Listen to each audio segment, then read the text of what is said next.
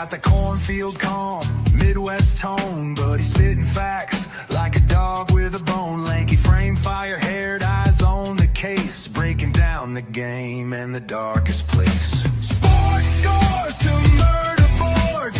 Who's your logic? Cuts like swords from Friday lights to chalked out lines. This redhead's brain rewrites the lines inside the Who's Your Mind, where the stories twist and stats unwind. He's a legend in flannel, mic in hand, digging deep where few can stand. From touchdowns to crime scenes raw, he's got the truth in every draw. Yeah, step in if you dare to find what's brewing inside the Who's Your Mind. He'll talk Pacers, Colts, or Colts on trial. Who's your humor with a devilish smile? He's that redhead sleuth with a box of clues. Takes your headline, breaks the news. With every stat and every scream, he's painting portraits in your stream. Don't blink, he'll tie it tight. From game night wins to murder flight. Inside the Who's Your Mind, where the facts hit hard and the lines are blind. He's a ginger ninja, smooth and slick, cracking cases play by play quick. From courtrooms to the hardwood floor, he digs for more than just the score. Tune in and don't rewind, get deep now inside the Who's Your Mind.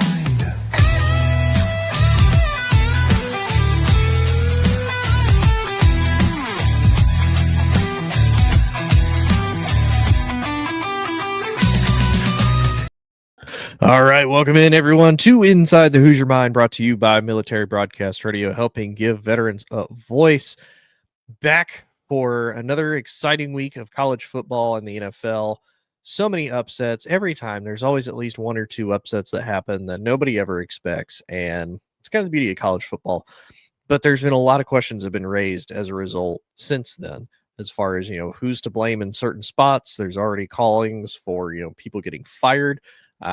Some teams are honestly failing to meet even expectations that were had for them to start at the beginning of the season. And we're going to cover all of it today. We've got everything from Florida upsetting Texas.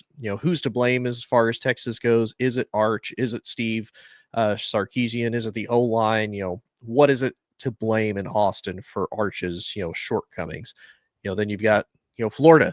They get a big win against Texas, which is great. They're back, Billy Napier is back to a career 500 record. Should they keep him? Should he go? Should he just hire an OC to call the plays? We'll see. Then we have Penn State, falls to UCLA big time after being 25.5-point favorites. Is it time to move on from him? But if it is, who do they hire to replace him? Who do they think is going to be able to bring him in and be that person that's going to be able to make a significant change to make them championship contenders? I personally, right now, I just don't see it. I don't see anybody being able to do that, but we'll get into that here shortly. And then, of course, in the NFL side, we have the Ravens falling to the Texans really, really badly. The Bengals have kind of made a desperation move trading for Joe Flacco. The Dolphins and Cardinals blow pretty major leads to teams that they should have probably both beaten. And then the Bills, Eagles, and Chiefs are all upset. So is this year more level than it has ever been before? So really great show today. Really, really jam-packed. Excited to talk about it, even though I'm talking about it basically to myself. But anybody who wants to engage in the comments or anything like that, send me a message, DM me, whatever you want to do, just let me know. But nonetheless, so let's get into the college football side of it. So Florida upsets Texas in a pretty massive way. Now, the benefit, it was in the swamp. It's hard for anybody to play in the swamp, no matter what. Don't care who you are. Don't care how good you are. It's usually tough to play down there nonetheless. And a lot of people are blaming Arch for the loss down in Texas. And honestly, they're blaming Arch for a lot of his shortcomings so far this season. To break it down, including his rushing touchdowns, he's responsible for 16 total touchdowns and 5 picks. He's got a little over 1,100 yards, and Texas is sitting at 3-2. Now, the biggest thing, he's lost to 2 key Power 4 schools. He lost to the number 1 team in the country in Ohio State, who has a fantastic defense, so can't take that too much away from him. And then he lost to Florida in the swamp against another actually pretty good defense in Florida. I'm not going to sit here and say Florida's defense is the best, but they're pretty solid. And both games that he's lost has been on the road. Every game he's won, albeit has been against inferior competition, he has won, and it's been at Texas. I will say for this, Arch is a sophomore. There is still time for him to grow and for him to figure it out. I think for part of what ended up hurting Arch overall as a whole is last name. And I think this happens a lot of times with players who are relatives of other great players, no matter who or what sport that they played. I always bring up the example of Bronny James for LeBron James. Bronny is coming in with such high expectations, and he's never gotten a chance to really develop himself. He only stayed in college for a season before, declaring for the draft, getting drafted by the Lakers. So he never had a chance to truly develop his game at that next level to then prepare him to be able to go into the NBA and play there. Now, we noticed when Bronny was in the G League, he actually fared pretty well because he's able to learn. He was able to play on, the level that other guys are on that same level with him. He's able to actually compete pretty well. He's done fine. And I know a lot of people like to make the comparison, Shedeur Sanders, because Shedeur, he was very hyped up, ended up falling in the draft pretty badly. And a lot of people have made the comparison. Well, if it was, Shedeur going through this, people would have, crucified him. They'd have run him over with everything. But because it's Arch, he gets a pass. I will say for Shedeur, if you look at his numbers from when he was when he's at Jackson State to when he goes to Colorado, Jackson State, he absolutely dominates with Travis Hunter and Dion and his brother Shiloh. They dominate. I make the comparison. It's like a big fish in a little pond. Super easy for you to do really, really well when you're the big fish in a little pond, because obviously their talent level is way above Jackson State and the rest of that conference. Then they go to Colorado. Now they're in a Power 4 conference. They have to take on what was the end of the Pac-12 for at least one season. And they take a roster that went 1-11 to 4-8, really rough year, but they still did it. Then the next year, he ends up going 9-4. They win a bowl game. They were technically in contention for the Big 12. And again, the program consistently got better as a result of that. With Arch, he's only gotten 1 year to start so far. This is his first year starting. Now, we saw other games from them last year. So small sample size. He did well in the games that he played. He ended up winning most of the games that he played in when he did compete in it. But there's been a lot of people saying, there's a reason why Sark kept Quinn and,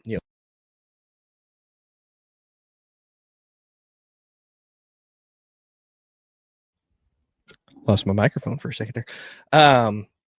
There's a reason why he didn't allow Arch to just start right off the bat. And for a lot of people who don't remember, Arch did have a redshirt season. So the little bit of sample size we did get initially was not pretty. Arch did not look good. Then he continued to sit, kind of learn behind the system. The few times he came in, he looked better. He got more comfortable with everything. Again, the next season, last year, technically his freshman year, he's sitting there, he's learning. He fills in a couple times. Huge night and day difference from when he first got to Texas as compared to now. Now, though, here's the other thing that people need to remember. They did have film samples on him just from the few games that he played before. So they do have an idea. Texas lost a lot of talent. They lost two big wide receivers in Golden and Isaiah Bond to the draft. They lost a couple offensive lineman pieces, which is big. And then the defense, I'm not going to say the defense hasn't lived up to expectations. They just haven't got a chance to shine because the offense has been so lackluster so far for Texas. So it really is a culmination of a lot of things that I know people are frustrated with. I know Texas fans are frustrated with. I know Arch fans in general are frustrated with. I just think for Arch, he came in so hyped up. People were so excited that a Manning is back in, a football world truly competing, especially at a collegiate level and potentially and in the future an NFL level. I promise I'll get to Penn State here in a little bit. I promise. I'll be easy on your Nittany Lions. Um, but for Arch and for people to have a Manning back, there was a lot of expectations. And I think for him too, he is stuck in between such a contrast of his uncles and how they work. Because realistically, Peyton and Eli, although they're brothers, total opposite when it comes to football players.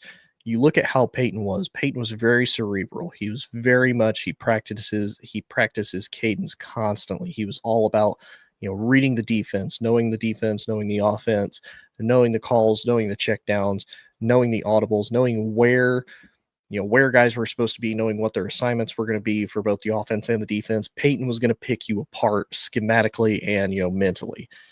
Eli, on the other hand, Eli was a little bit more of your backyard brawler. He's just going to be a little bit of a gunslinger. He's just going to kind of wing it. He's going to rely a little bit more on being an athlete than anything. And I think that's where Arch tends to lean towards, is being more like Eli's play style. Because if you watch a lot of his games, and I know they don't do it as much in college, so that's kind of the other bad part that we don't get to see. And maybe we will as he continues to grow, maybe depending on how the season finishes, as well as how the offseason goes. Maybe we'll see Arch take a different step forward as far as, okay, I need to learn how to read defenses. I need to learn how to pick them apart. Maybe he does kind of learn under Peyton's tutelage doing that. But it just seems like right now, athletically, that's what he kind of relies on more, is the Eli style of, I'm just going to sling it, not exactly make the best decisions at times, but I'm just going to put it there and, 50-50 ball, hope for the best and hope that my guy gets it. And I feel like that's where Arch is, to me, struggling, because again, he's a Manning. He's expected to win. Eli didn't do great in college. He didn't do terrible. I'm not gonna badmouth him or anything like that. But Eli was not exactly the crazy guy that was out here just winning every game left and right. Eli struggled a little bit. Peyton even struggled a little bit. Neither one of them ever won a national title. Neither one of them ever really won a Heisman either. Well, actually, no. Peyton did win a Heisman. Correction. Before anybody goes after me, Peyton did win a Heisman. They just never won a national title. But still, it's a tough spot for Archie to be in, because you have so many expectations. You're the nephew of, 2 Super Bowl winners who have won and been to multiple Super Bowls. One is considered one of the greatest quarterbacks, if not the greatest quarterback of all time. And the other one, beat another guy that's considered the greatest of all time quarterbacks, and Tom Brady, twice in a Super Bowl, the only quarterback to ever do that. So for Arch, I think people need to kind of come down to earth. Remember, he's still young. It's only his sophomore year.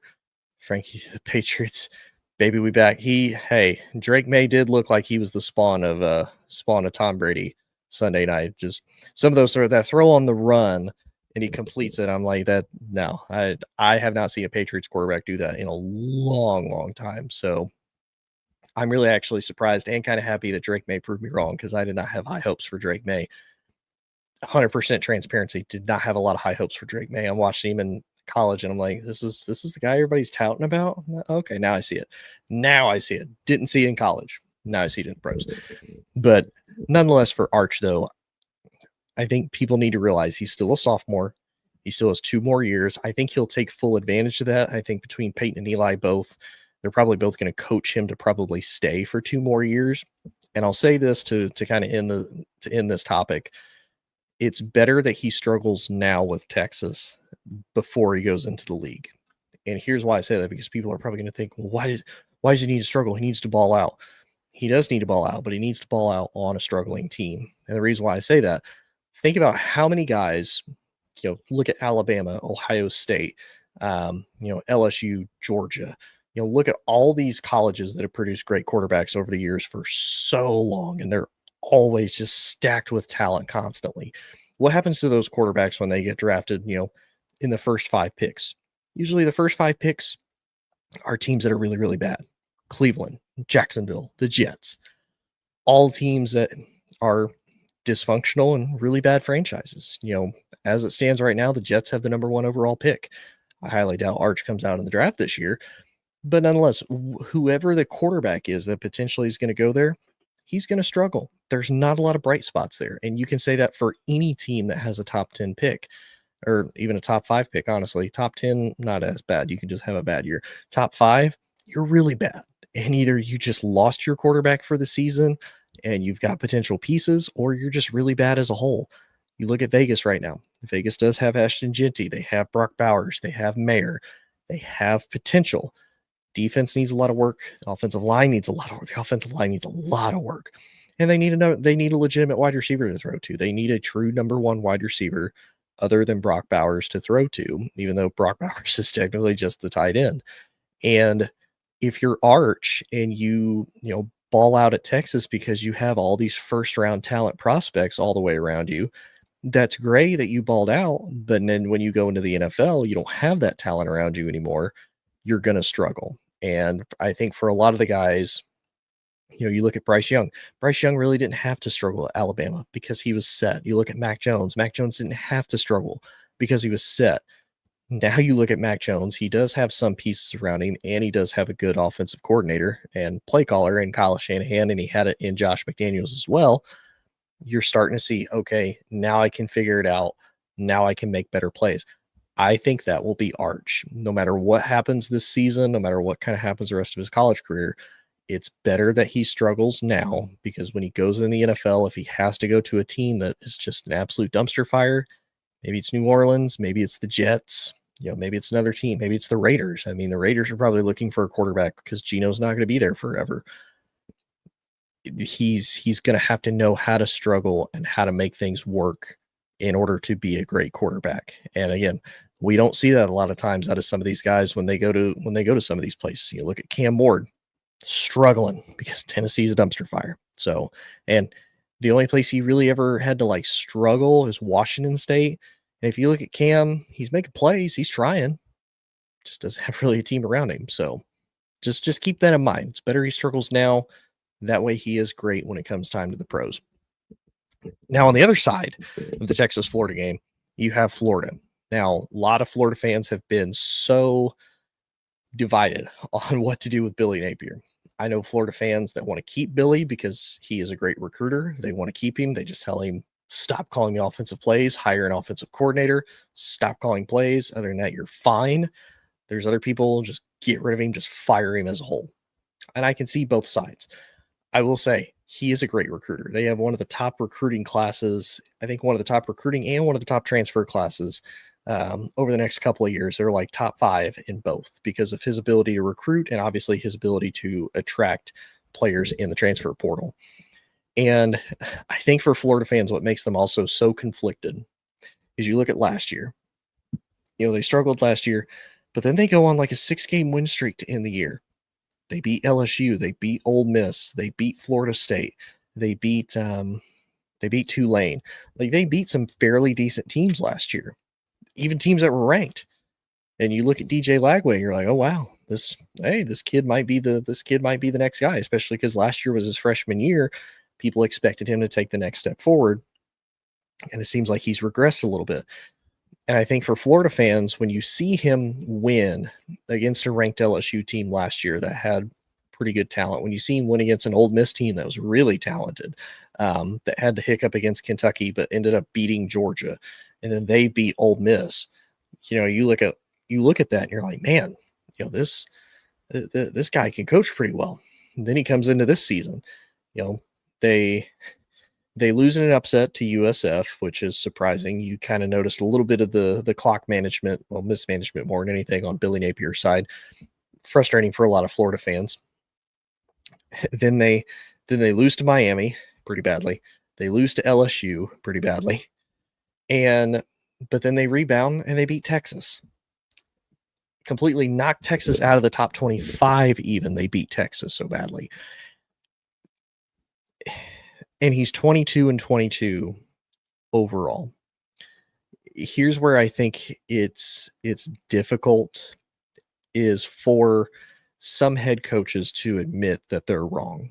And I think it's difficult for some head coaches to be willing to admit what I'm doing isn't working. And I think it's even more difficult when you tell a guy like Billy Napier, you need to give up play calling to somebody else, let somebody else call the plays. because you look at his resume of what he has been able to do when he calls the plays. They're able to beat a top 10 ranked team in Texas, albeit they're not ranked anymore. At the time, they were still, top 10 team. He beat a ranked LSU. He's beat a ranked Ole Miss. He's gotten quality wins out of this team. He can recruit well. Everything he's doing is well. It's just not translating to wins. And I think for him, that would probably be a very hard pill to swallow. It'd be a hard conversation to have of, hey, you're not doing what we need you to do. We need you to give up play calling. But I'm doing everything else correctly. You are, but this is what we need to happen. And I think for him, that would be a difficult pill to swallow. And I don't necessarily know if he would be willing to do it. And to throw another name out there that's in a similar situation as Billy Napier, as far as people potentially calling for him to be fired, even though this guy has a better track record. They've been to 4 national titles and they won 2 of them. You look at Clemson. Clemson, they're 2-3 now, finally. They got a second win against UNC and Bill Belichick, which is great. You got another win, but you got a win against a Bill Belichick team that has done nothing but struggle all season long so far, and struggle especially against other Power 4 quality talent. It's nice, but the same question, the same conversation potentially has to be had with Dabo of, look, you're a great coach. You've brought 2 national titles to Clemson. You've made Clemson a powerhouse. You've made them relevant, for the last 15, 20 years. You have made Clemson outside of the SEC for that long stretch of time. Clemson was really the only team that was consistently beating SEC teams with little to no issue. And again, one of the few powerhouse teams in the ACC that, everybody feared, even though they're in a weak conference. They were able to just run through it with no problem. And I think the same thing for Dabo as I do for Billy Napier. That hard conversation of, you have had success. You've been able to do big things. You've been able to do great things. However, it's time to, potentially make a change. And Billy, I think, has more of a chance to be fired, just because I think more of anything coming up short, depending on how the season ends, even though Florida has an absolute gauntlet of a schedule to finish through. I think Billy has a higher chance of being fired than Dabo does, but I wouldn't be surprised if they don't maybe keep him for one more year. I know a few Florida fans try to make the argument maybe they're able to get Lane Kiffin out of Ole Miss. Here's my question to everybody, and I ask this even on TikTok because, people are always saying, oh, well, Lane Kiffin might come to Florida. Maybe. Florida is an attractive spot. Obviously, great weather, great recruiting. Florida has a lot of money, a lot of great history. It's a very well-respected and renowned program. Lane's pretty well established at Ole Miss. They've got money. He's definitely embraced being there. They've embraced him as a head coach. He's been one of the best head coaches to hit Ole Miss for years now. And he's in a good spot. And Ole Miss's SEC schedule typically favors them more than Florida does. If you look at Florida's typical SEC schedule, they're almost always going to face Georgia. They're probably going to face Alabama at least once or twice. Obviously, I know with the new expansion and the rotation and whatnot, they're not going to be facing some of these teams as frequently. I know the Tennessee rivalry is unfortunately going to, not be as frequent there. Same with LSU. There's another big rivalry that they have that isn't just going to be as frequently anymore. Honestly, we'll probably see a little bit of a halt to the Miami and the Florida State rivalry again, even. But they might, just because they need to face quality opponents. But nonetheless, though, why leave a spot where, I'm not going to say the path is easier, but to an extent, it's more manageable than if you go to Florida and you have to face Georgia in a neutral spot. And Georgia's always tough to play in, and they're always going to be tough to play, on top of facing a regular SEC schedule and on top of having to face a quality Power 5 opponent or Power 4 opponent outside of your conference every year as they move to 9 games. If I'm Lane Kiffin, I wouldn't leave Ole Miss if it was me. I wouldn't. You do have still face, tough opponents. You have Mississippi State. You'll still keep the Egg Bowl. You'll still keep LSU, the Magnolia Bowl. I think they have to face Arkansas, maybe, or Oklahoma, one of the two. You'll still have quality opponents to face, but it's so much easier to go through them than it is to have to go through Georgia and what Florida would have to go through. But that's just me. And then, of course, last topic for the college football part, Penn State falls big time to UCLA in probably one of the biggest surprising upsets that we've seen in quite a while, especially considering Penn State was a 25.5-point favorite over UCLA, and they end up losing 42-37. And here's the other thing that I thought was interesting, because Joel Klatt brought this up on his show, and I watched part of his segment on this, but again, it was also one of those. It was weird. He brought up the point of, what if Drew Aller is the best player on Penn State and didn't cost them that game. And when you look at Drew's numbers from the game against UCLA, he was 19-26. He had 2 touchdowns, 200 passing yards. He was Penn State's leading rusher. He had 11 carries for 78 yards. And then you look on the other side to Nico, who, they start the year, they're 0-4, getting blown out by pretty much everybody. They're losing to, group of 6 schools. Their offense is stagnant. They're not doing anything. Their head coach got fired. 2 coordinators are gone. They have an interim head coach. And Nico comes out, goes 17-24, 166 passing yards, 2 passing touchdowns, but then has 16 carries for 128 yards and 3 rushing touchdowns to boot. So a 5 touchdown day for Nico. And Joel is talking about Drew Aller being, the best player for Penn State. And here's the thing for me with both Drew and James Franklin both, because they go hand in hand. Drew to me is just another Penn State quarterback that has the talent. He has talent around him to be great. It's never like Penn State quarterbacks truly have to struggle. That's the thing. I've seen a lot of Penn State quarterbacks get drafted, usually not drafted very high. But they're drafted, and they never really do well in the NFL. They hardly any of them ever get a starting chance. If they do, it's usually for the Jets. It doesn't end well. And then when I look at James Franklin as a whole, and I look at his record, he's 1-10 against top 10 teams in college football. He's I believe James Franklin is 4-21 against top 10 teams. He's 1-10 against Ohio State. He's 3-7 against Michigan. He's 0-2 against Oregon. And to me, and again, I'm trying to look at this as neutrally as possible. When I look at James Franklin and I see that record, 4-21 against top 10 teams throughout his career, he has 1 win at Vandy. Has that, and it was against Georgia back in 2013, 2015, one of the two. And then he has a couple at Penn State. He did beat Ohio State once back in, I believe, 2016. They technically won the Big Ten title, but didn't go to the playoffs. And I heard a lot of people at the end of the game, especially against Oregon, probably at UCLA, if it wasn't the fact that it was a UCLA home game, a lot of Penn State fans cheering fire James Franklin. I don't disagree. I do think that they should move on from James Franklin just because of he's been tremendously successful. They are constantly a 9-10 win team there at Happy Valley.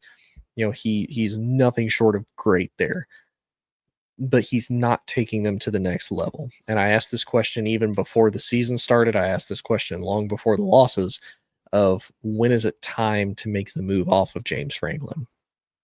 But then on the other hand, that I even asked myself and I've asked other people, because when I watch college football right now, there's not a lot of great college football coaches that stay in college. They move on. They move on to the NFL. They just move on to go, they become head coaches, elsewhere as far as coordinators and stuff go. So there's always a rotation. And at least the guys that we have seem to be content where they're at. Ryan Day is probably not going to leave Ohio State unless Ohio State fires him. Same for Dan Lanning. Same for Lane Kiffin. Same for Dabo. I really don't expect them to fire him. Now, there are some other coaches, it's a little bit more flexible, they could potentially be fired. But you notice the names I mentioned, they're all, staple coaches with teams that, with the exception of Ole Miss, pretty competitive for where they're at, and they're almost always competitive as far as who they face and, making a potential run for the playoffs. Same with Kirby Smart. Kirby Smart's probably not going to go anywhere unless Georgia fires him. Just be honest.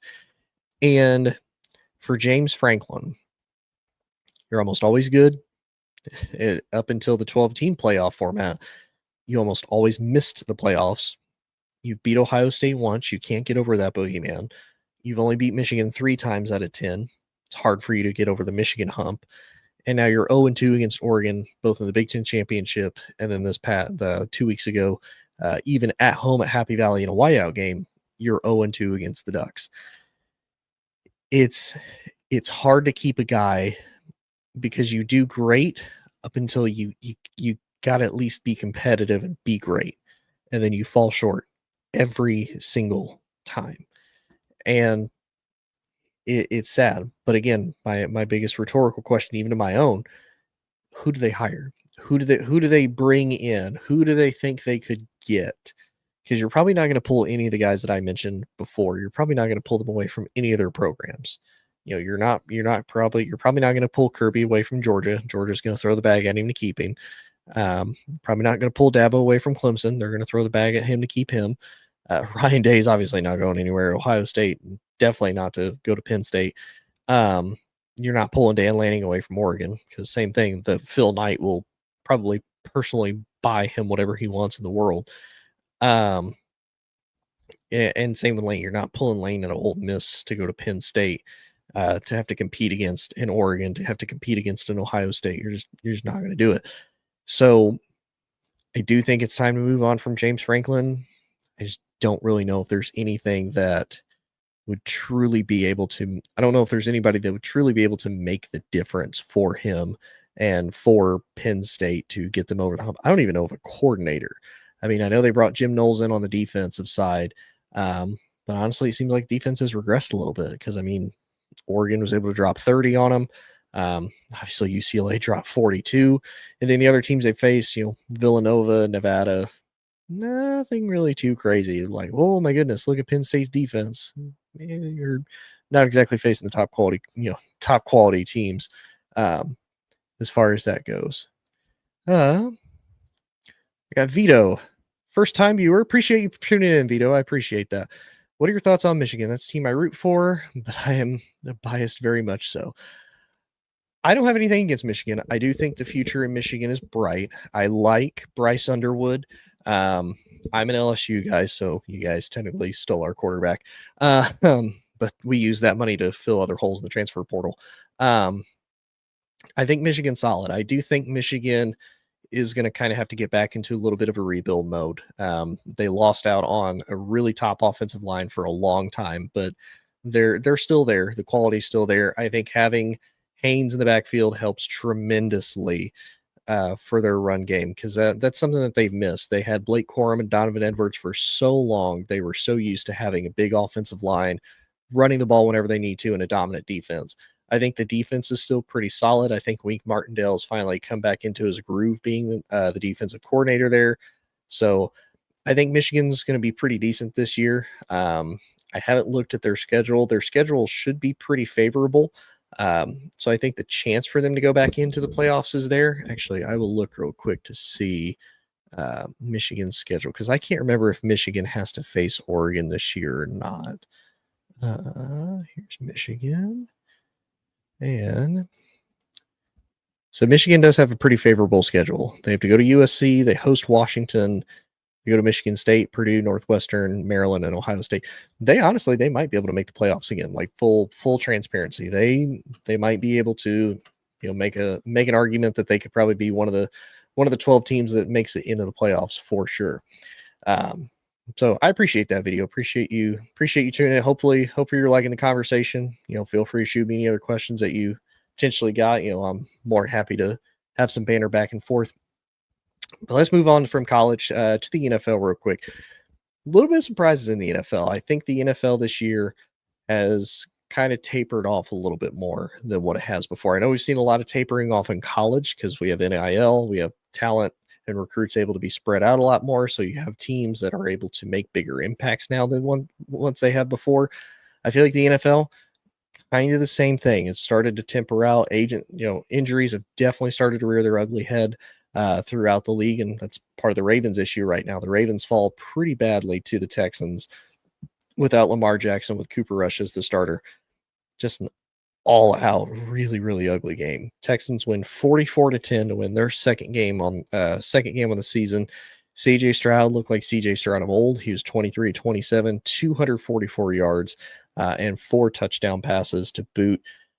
This Ravens team, I feel bad for this Ravens team because part of it's injuries, part of it's a little bit of age, and part of it's a little bit of experience. That defense, they lost a lot of key leaders as far as like Calais Campbell left. And some of these guys, they're starting to get figured out by a lot of the other offensive coordinators and whatnot in the league. You have injuries. You have other guys coming in that are talented, but that doesn't necessarily mean they work well together. You look at, they brought in Jair Alexander. That's great, but how well does he fit with your system? How well does he work with Wiggins? How well does he work with Kyle Hamilton? Again, also big name guys that are all hurt. And it's hard to be able to get that to be cohesive and be able to get that to work. Derrick Henry fumbling constantly, extremely bad. And then as soon as you're able to get Lamar fairly decent weapons, because honestly, D-Hop is doing better than I thought he was ever going to do. The poor dude gets hurt, and now they're back on the struggle bus. And Vito says, speaking of the NFL, biggest surprise team for me is Jacksonville. Can't believe how well they are playing, considering the fact that Brian Thomas Jr. is even off to a slow start, relatively speaking. It is true. And I was going to get to them a little bit later, but we can talk about them now.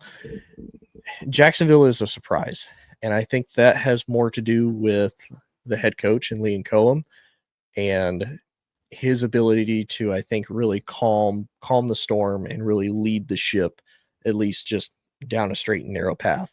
And that's really no insult to Doug Peterson, but it just seemed like so much of the Urban Meyer team that was there that was dysfunctional, the negative culture that was bred there, and really a bad foundational set for, Trevor Lawrence. Obviously Etienne got hurt that rookie year with Urban Meyer as the head coach, and they didn't have the greatest wide receivers. They overpaid for Christian Kirk, not a whole lot for, Trevor Lawrence to work with.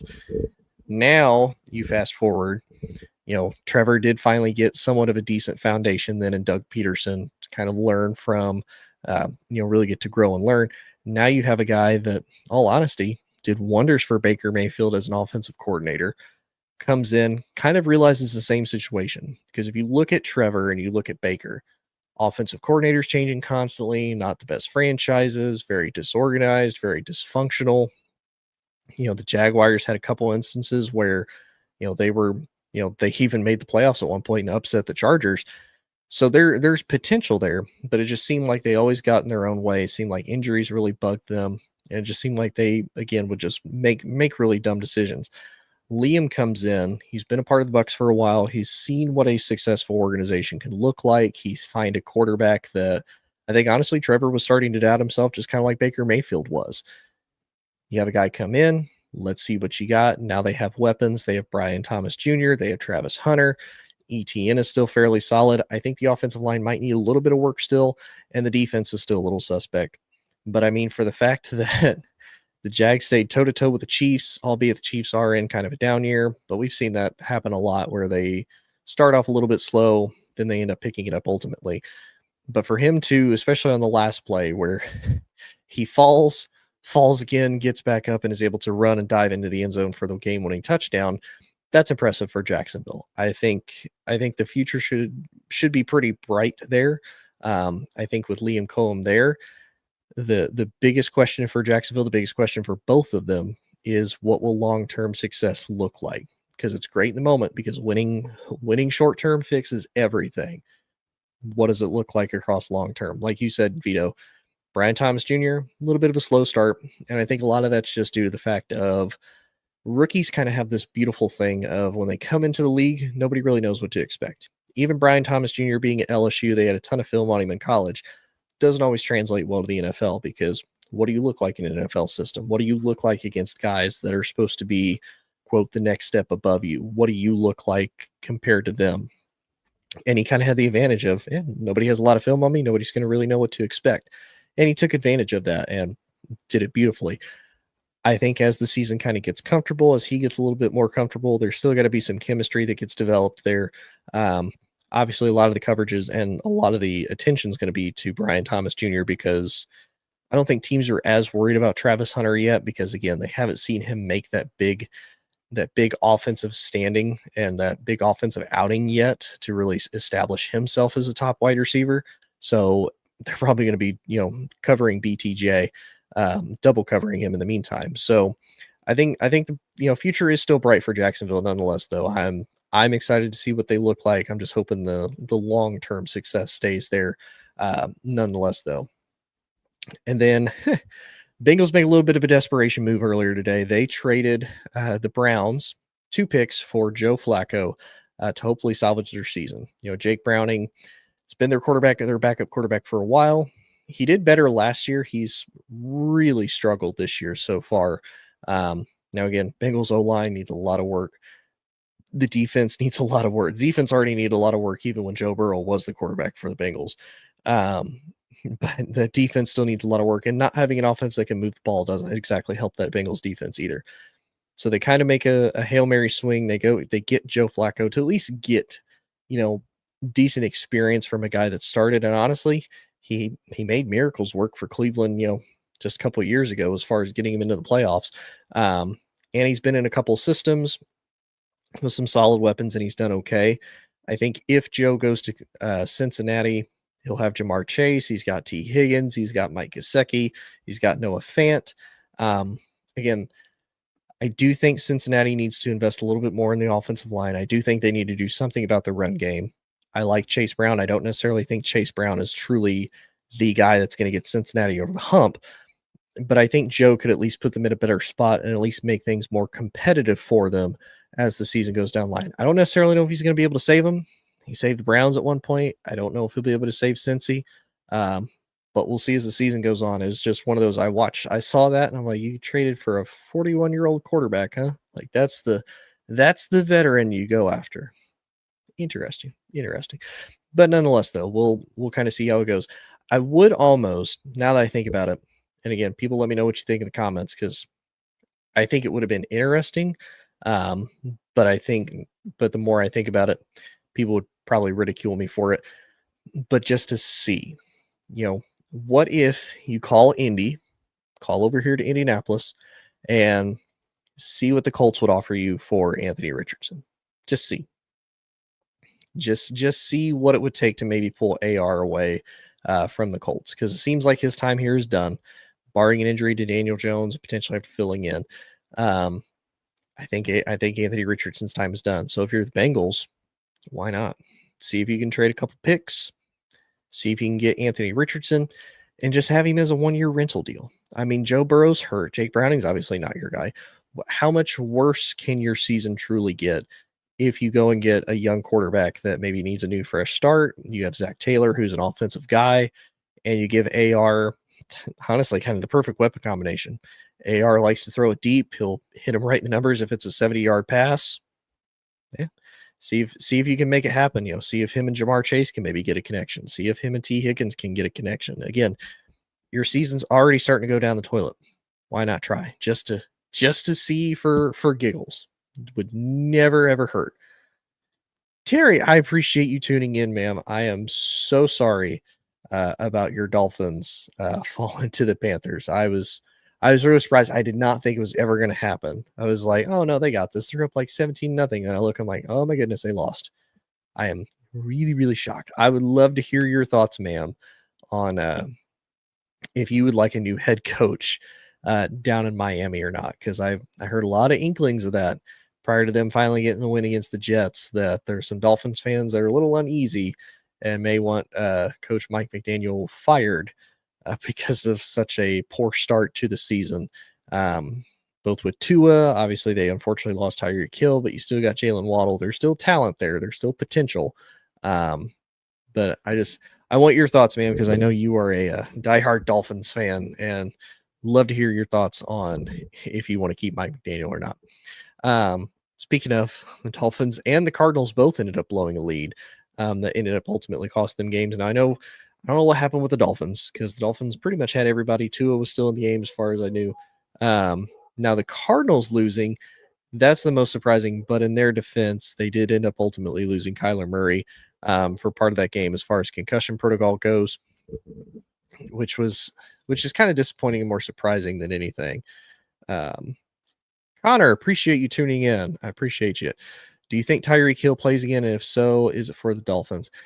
I don't think he does. I believe it was last year, maybe even year before, he had already kind of mentioned the idea by the time he hits a certain age, he wants to retire and maybe become a streamer. And if I'm him, why not type of thing. You look at his leg injury. I think he tore almost every single tendon that was in that knee. And for people that watched the game and watched that injury, or if you saw the replay of it, that injury was bad. And again, he seemed ecstatic when he was hurt and getting carted away. Now, I don't know if that's just because he's frustrated with the team. I don't know if he's frustrated with Mike McDaniel. I don't know if he's frustrated with Tua. If he does play again, I don't think it'll be with Miami. I think he'll either request a trade. I think he'll either be request for his release. He could just retire just straight out and potentially go into streaming, which is something he did mention that he would like to potentially do in the future anyways. If I'm him, the way I look at it, you're still young, you've had a successful career, you've won a Super Bowl. You could maybe make an argument for the Hall of Fame. I don't really know with him. And exactly, he relies on a lot of speed and twitch. I can't even say he's not a bad route runner, but I've never heard anybody say or compliment that he runs routes really well. If I don't know if you remember before Amari Cooper retired, that everybody would rave about Amari Cooper having some of the best route running. Same with CeeDee Lamb, same with Jamar Chase, Justin Jefferson, a lot of those guys. But a lot of those guys, with the exception of Jamar, they're bigger guys. They have the big frame, they can go up and get it. Tyreek, like you said, kind of a smaller guy, relies more on speed and shiftiness, being able to move and wiggle in and out more than anything. And especially with that leg injury, he might end up losing a step. Now, maybe he tries to go somewhere for kind of a one last gasp, one trick pony thing. It's going to sound cheesy and corny when I say this. I feel like it's just kind of a shot in the dark. If he does, I feel like he would come back for maybe one last Chiefs run, just because that would probably give him the best chance of maybe winning another ring and going out maybe in a higher version of the sunset than anything. But if he does play again, I don't see him playing for the Dolphins again, just personally. And then kind of the last topic of this, we have the Bills, Eagles, and Chiefs all upset by teams. Obviously, I talked a little bit earlier about the Jags upsetting the Chiefs in pretty surprising moment. The Bills got upset by the Patriots and Drake May. And Drake May seems to be the next coming of Tom Brady, at least for that game. Seemed to be the next coming of Tom Brady in that. And then the Eagles fall to the Broncos, which again was also kind of weird because they were up 17-3 at one point. And Sean Payton, Bo Nix were able to make it all the way back to end up ultimately winning it, which kind of kudos to the Broncos for that. And a lot of people were not a fan of them picking Bo Nix because he's older. He did kind of have the advantage of, being with Oregon. He was, ton of talent at Oregon as a whole. And you go to Denver, and I know a lot of people kind of discredited Denver because of the whole Russell Wilson situation. They're like, it's a mess. They're having to pay Russ all this money still. And they did it in kind of the best way possible. Yes, they're still paying Russ a ton of money, but now they have a rookie quarterback who essentially doesn't count much against their cap at all. And that's kind of your best workaround for having to pay an old quarterback. Realistically, they made a mistake paying him that much money, but it just is what it is. They can only do so much with that, and do so much about that. So I think for Denver, the future is also extremely bright, especially considering the fact you went into Lincoln Financial Field and was able to get the win against Philly. And I think for Philly, there are a lot of questions that are kind of left unanswered. And the reason I say that is because, and For anybody who watches the show, I am a pretty massive Philly hater. At least right now, you can kind of see a lot of those free agency moves, the retirements and whatnot. It's definitely affected Philly as a whole. They still have a good defense. They still have a lot of great defensive players. Vic Fangio is still the defensive coordinator there. There's still a lot of questions because Philly's not winning in a dominant way that we're used to seeing Philly win. They start out really dominant. We saw them go up big against Tampa Bay. Obviously, they went up big against Philly. They were close against Dallas. And they faced somebody else in between there. I can't remember who. Of course, they faced the Giants Thursday night, so that'll probably be an easy win. But we see them get these big leads and ahead, and it's like they left their foot off the gas pedal. And at least from what I remember seeing for the last couple of years of Philly didn't do that.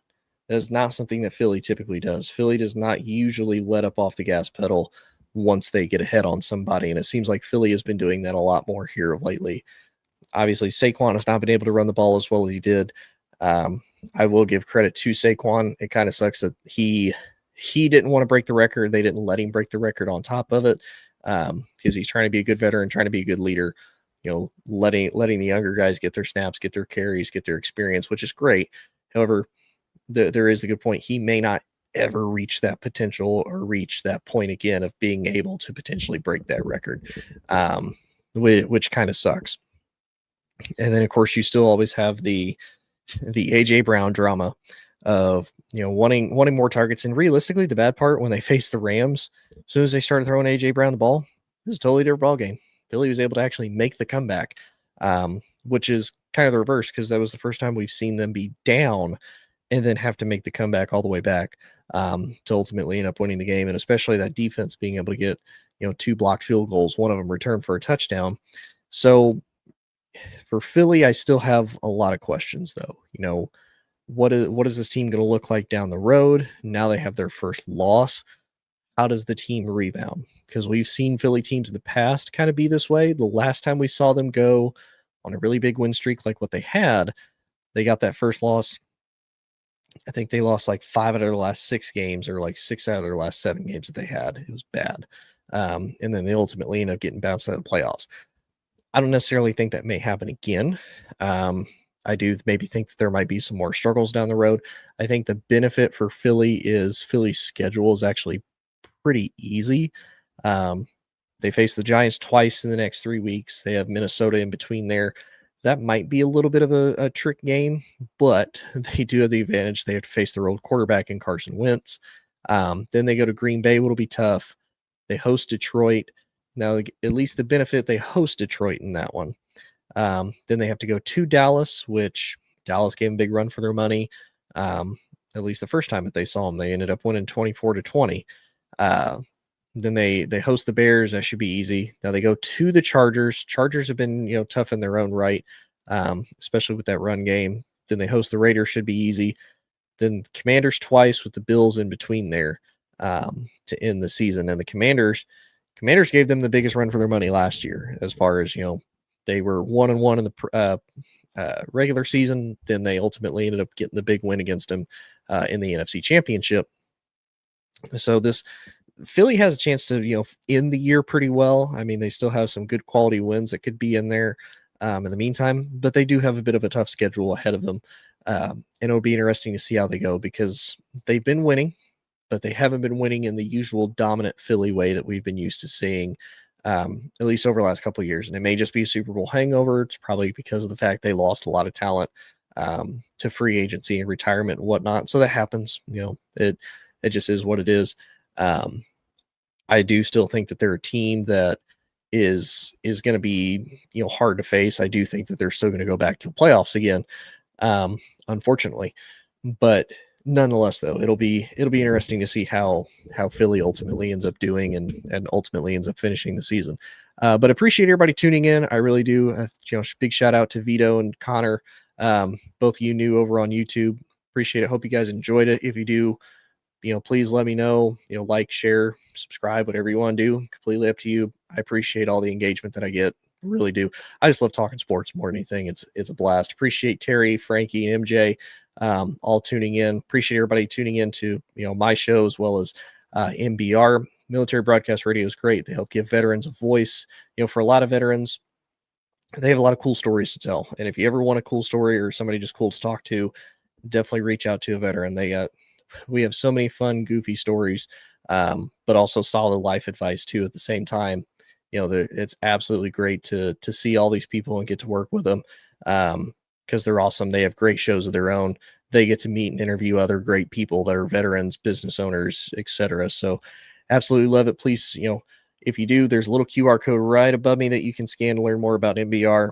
All the socials are right next to it. And then if you like anything of mine, want to learn more about me or connect with me, pretty much everything is at Inside the Hoosier Mind. Appreciate everybody tuning in, and I will be back next week. Everybody hopefully have a great weekend and enjoy fall coming in. I forgot to mention that. Fall is here, one of my favorite seasons. Absolutely love it. But ladies and gentlemen, thank you for tuning in to Military Broadcast Radio. As we wrap up today's show, we want to remind you that the podcast of today's episode will be available right after we go off the air. So if you missed any part of the show or want to listen again, be sure to check it out. And remember, we're here to support and honor our veterans. Your stories and experiences matter, and we are committed to giving you a platform to share them. That's right. We're here to give our veterans a voice. So don't forget to catch the podcast and stay connected with us. Giving our veterans a voice.